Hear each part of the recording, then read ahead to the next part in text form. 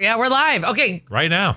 And we are with Ryan Larkins. Hi. We know so much about me right now because we've been talking before we started rolling, but we want to get to know you. I find it very interesting that you're originally from Nashville, like born, bred, raised in Nashville. This never happens. Yes, ma'am. It's rare. It is very rare to find an artist born and raised in Nashville. It's kind of crazy though. My dad, growing up, was a Pentecostal pastor, so it was a very strict home. I remember listening to nothing but gospel music. So I was like in Music City around country music, and I had no clue about country music. So it was a really strange thing. There's some sinning going on in country music. I know. That's right. That's what I found out. What does your dad think now that you've chosen the path of country music? He is so supportive, and my mom and dad, they're my biggest fans, and they're behind me 100%. So it's really great to see them kind of come around to it. But it's been a wild ride. Like I remember 12 years old, just learning how to play guitar, and my dad was like, "Hey, that sounds pretty good. Get up there and play in front of the whole church," and so I got up there and played, and it was terrible. It was so bad. Yeah, and but no one's gonna say anything because you know why? Yeah, because they're gonna get the hellfire speech if they don't like it. Right, and no one wants that. Right. No one wants. No, the church is a positive place where, like, if you were to play the guitar poorly for the first time, everybody's like, "Oh, good job, good job." Yes. But I just kind of started, I worked on it. And I remember I was 21 years old, and a friend of mine from church was like, "Man, we got to go try out for this show. It's on CMT. It's called Can You Duet? We'll learn a couple country songs, and we'll be the next Brooks and Dunn." Okay. And I was like, "Yeah, that sounds really, really good." Wait, did you know who Brooks and Dunn were? No, I was like, "Who's Brooks and Dunn?" And so, so we learned some songs and just went to the show, and we tried out. They sent both of us home originally, and then they called me back, and they were like, "Hey, we want you to be on the show." But not your friend. Right. And I called him, and I was like, "Man, I don't even know what to do." He's like, it's a no-brainer. You got to go do it. And he's like, "I support you 100%. Are you guys still friends? We still are friends. He really meant it. Yeah. Okay. So pretty cool thing. And that's a real friend right there. It really is. No hellfire speech for him. Right. He's good. Right. So, but yeah, after that show, finished third on there, and I started playing around Nashville and writing songs, and it just really started going well. And I've been married to my wife for 15 years, and she's kind of been. You look so young. Thank you. Couldn't be married for 15 years. Thank you. Yeah. 15, right? 15. Yeah. I have a super important Nashville question. Okay. The best hot chicken. Where is it? This could be fighting words. No, yeah. Everybody says Hattie B's. I do like Hattie B's. I think that might be the place. All right. I've had some good hot chicken though. What's the place that has the crazy super hot stuff? It's not Hattie B's. It's the other one. Trying to think. Yeah, I know. Is it Prince's or something like that? Okay, yeah, Prince's. Yeah, okay. It's so hot. You know more about it than I do. Well, I had it one time, and I regretted it. That's what I was going to say. Don't go for the super hot. Don't go for the super hot. You will regret it. It was a dare. Someone made me. I've had the hot stuff at Hattie B's, too, which is very unfortunate. Don't do it. Oh, yeah, no. Don't do it. It's too hot. My lips were on fire for like 2 days. Yeah. Afterwards. Sounds awful. No, for real. I had this, last time I had like this orange ring around my lips for like a week. But what did I do? Yeah. Oh, that's so funny. All right, I got us off track. So no.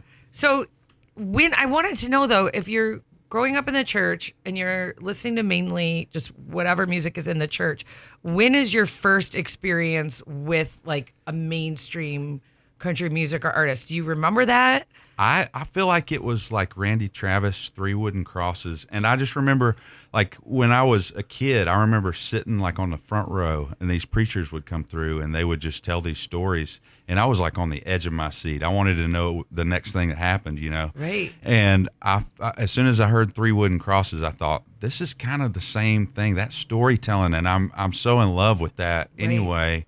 And so I just remember this is what I want to do. I want to be a storyteller like that. And that's when I really fell in love with country music. Oh, that's so crazy. Like that is so fascinating to me because I expected when I saw that you were originally from Nashville, I'm like, man, I bet you he's got all these like stories about growing up with I don't know, whoever, you know? So No, it was a little bit different. A little bit different. And then, I mean, I remember buying a record player and just like going to Goodwill and buying all these old country records, like even Eddie Arnold, Farron Young, Merle Haggard, just all these old country records. And I mean, I fell in love with country music. It's my favorite. I just love it. And then you fast forward to today, well, recently, which is you co-write the song with Cody Johnson, which is called The Painter. I still can't believe that. Okay, so we always ask 3 questions Okay. when we want to get the story behind the song. And this is like fascinating to me because it's you as a writer too, Sure. not from like the artist aspect. Where were you? What were you thinking? And what were you drinking Okay. when that song kind of came about, or when you wrote Okay. that song? So this is kind of a crazy story. Probably about 6 years ago, I was working this job that I couldn't stand it. I would go in every day and I dreaded it. And so one day I came home from work and my wife, she knew I was frustrated. I just felt like nothing's happening. I'm trying my best. I'm chasing this dream.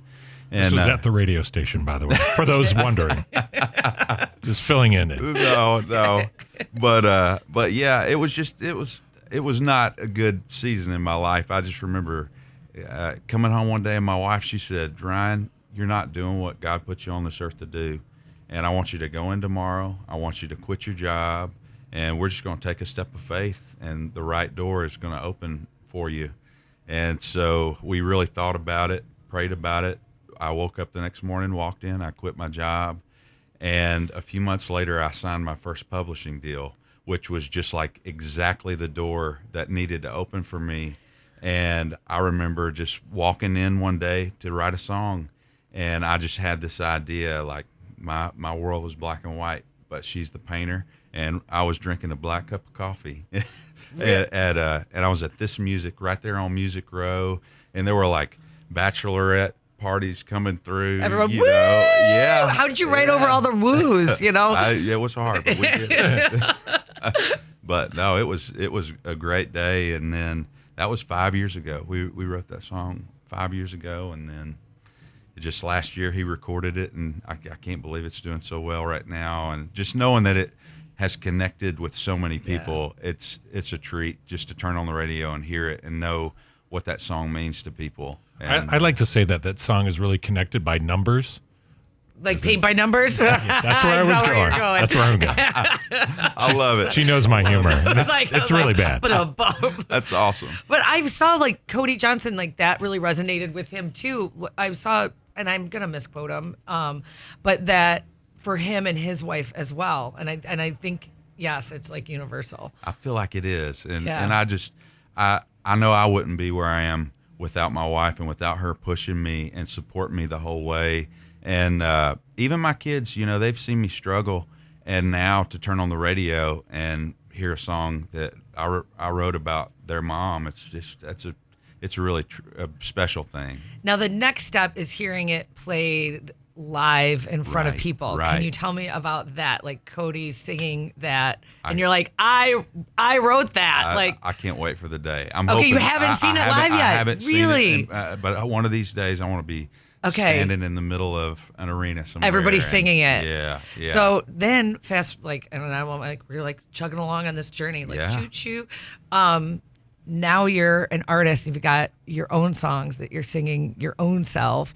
Let's talk about that. I still can't believe that either. I mean, I met with Red Street Records last year, and Jay DeMarcus from the band Rascal Flatts, the coolest guy you'll ever meet. Yes. And just the best producer, best all around, just a great guy. Pretty damn And, funny, too. Pretty hilarious. He's I had pretty him do hilarious. color commentary at the ping pong tournament last year. Okay. Oh, I would have. that's I a wish good job. He for him. was Yeah. strong. He was strong. to be a fly on that wall. That would have been awesome. But no, I mean, and getting to just work with him, and he's been my producer for these 5 songs we just released. Really? Okay, I and didn't realize that. Just working with him has been a joy. It really has, and he's just such a professional, and his vision is just so clear and we've just worked well together. It's a good. Do you let him play keyboards on your records? I asked him to. He is the man. He played bass on a couple songs, and then he also played. I know he's keys super on talented. I was just giving you crap there. Yeah. What is like one thing that you've learned from him in that whole process? One thing, I mean, I've learned so many things, but he's just he's always a professional. I love that about him. But also something that I've picked up is just don't take yourself too seriously. And I think that's the biggest thing. You know, he's always having a good time, and you get this opportunity one time to make a first impression and just have fun. Do what you do, and so that's what I feel like I've learned that from him. It'll all work out. Yeah. That's so. Can you tell me about some of your own music now? Yes. Pick one song. Where were you? What were you thinking? And what were you drinking?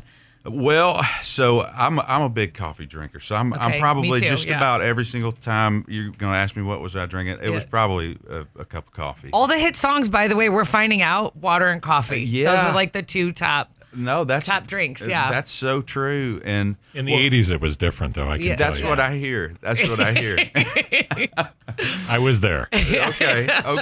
I missed out on that one, but did we? With Randy we may Travis. not have. Yes. Yeah. I love it. No, I love it.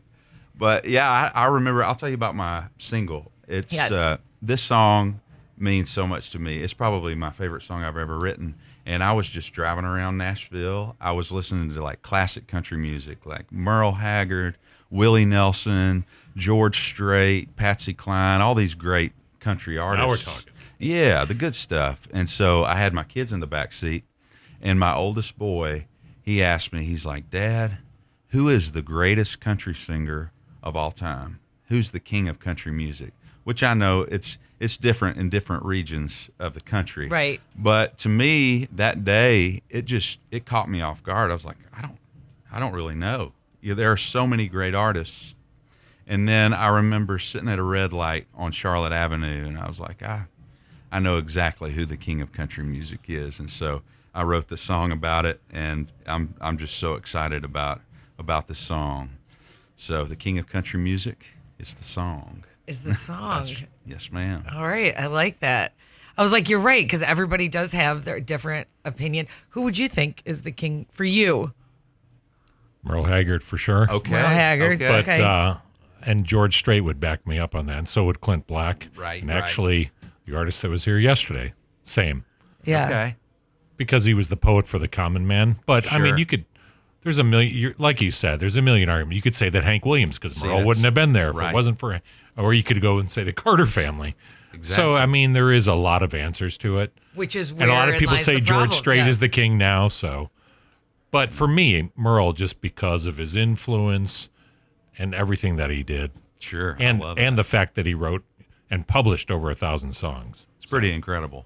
I think he had like 56 albums or something. That is insane about how many. So what I've learned when we're talking to songwriters is how many songs that you actually write, and then you're like, here are 5 good ones. Right. Like, no, it is. How many songs do you think that you've written up until this point? I have no idea, but like probably, over the years, I've probably averaged like maybe 80 to 100 songs a year. Okay. Which that's not a lot. it really is. And then going through and figuring out, it gets harder and harder to say, oh, this is a good song. This is a great song. This is like a next level great song. Picking all those things, picking those songs, it's so difficult. It is hard. Do you know when when you're like, oh, this is like when you wrote The Painter, where you're like, oh, this is. I had a really good feeling about it. I did, and even though it kind of sat there for a couple years, I still believed. I really did believe in that song, and every time I heard it, even just the demo of it, I thought, this needs to find a home. And it was it's my story. I thought I could probably record this, but then once I heard that Cody loved it and wanted to record it, I was like, wow, it couldn't have been with a better person for sure. And the reason why I bring up so many songs, by the way, because sometimes someone will give me a look like, why do you want to know how many songs? To me, if I was listening, it's interesting to know how many times you need to do something in order to like have this like magical thing, and just like a testament to like like putting your nose to the grindstone and No, stuff. it's so true. And you kind of get to a point where it's like, okay, I know how to write a song, but a great song, most of the time it starts as a great idea. And so it's very difficult to come in every day with a great idea. Like every day, you can't show up every single day with an incredible idea. That's true. We tried in the radio business, and it's clearly not working. It literally is. Which is why we're in the radio business, because it's not really that great of an idea. Well, if you think about it, a comedian. Kids don't do it. Yeah, like a comedian has like a bazillion jokes. They finally work up to having an hour set or whatever it is, like their a HBO special or whatever. Or they start off at 15 minutes in radio, because this is what makes me feel better about my everyday when I'm like, oh, that failed that. It's every single day. I'm like, we cannot have an HBO special every single day. Right. And so, like, same thing with songwriting. You're like, every single day it's not going to be, I'm writing a number one every single day. That's so true. So it's just, to me, if anyone listens to this or they're like, oh, and they're trying themselves, like, I'm like, look at all the hard work you have to Unless do your to name is get Dean there. Dillon, then every day is actually a number one Is day. it? Right. Yeah, No, that yeah. guy's he's so good. But no, I used to think, oh well, these hit songwriters, they walk in every day and they write a hit song. Right. But then I started writing with some hit The hit song, songwriters, yes. and you just find out, everybody's human. Everybody has an off day. Some days you feel like you're the greatest songwriter in Nashville, and then some days you feel like you need to be going back to doing whatever else you were doing. That's but so funny. Back to the radio job, right. even though you hated it. Well, I think you brought your guitar. Yes. And you're going to play music for us, so we're going to get to hear it. So Love it. Let's do that. Let's do All right. it. Thank you for go. chatting with us.